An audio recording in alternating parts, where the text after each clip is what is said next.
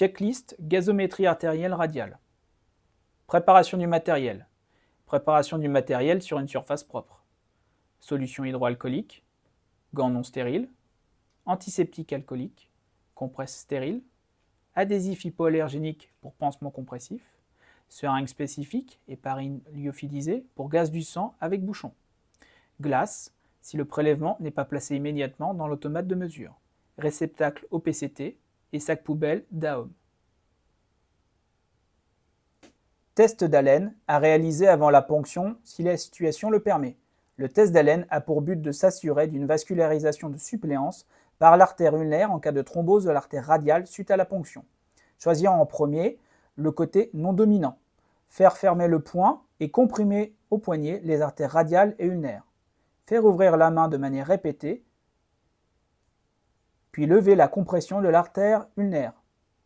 Si la paume se recolore en moins de 15 secondes, l'artère ulnaire est perméable, autorisant la ponction sur l'artère radiale. Préparation du geste. Notez l'identité vérifiée, la température et l'apport exogène d'oxygène. S'installer confortablement, idéalement en position assise. Passer le poignet en légère hyperextension. Effectuer un repérage du pouls avec la pulpe des doigts. Réalisation du geste. Après s'être désinfecté les mains et avoir chaussé les gants non stériles, réaliser la détertion de la zone en respectant le temps de contact de l'antiseptique.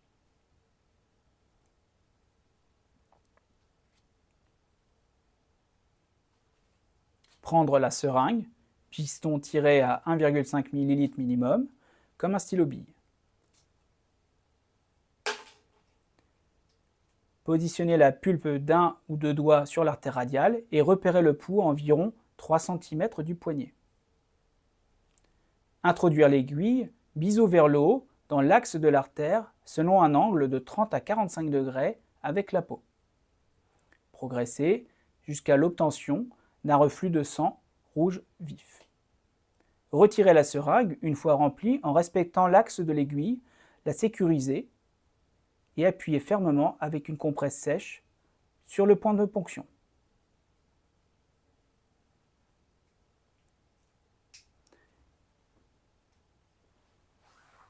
Retirer l'aiguille, enfoncer le bouchon du kit de la seringue, purger jusqu'au remplissage du bouchon par du sang.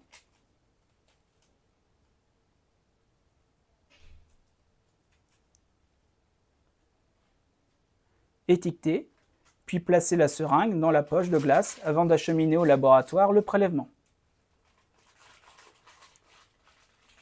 Pensez à réaliser un pansement compressif non circulaire au point de prélèvement.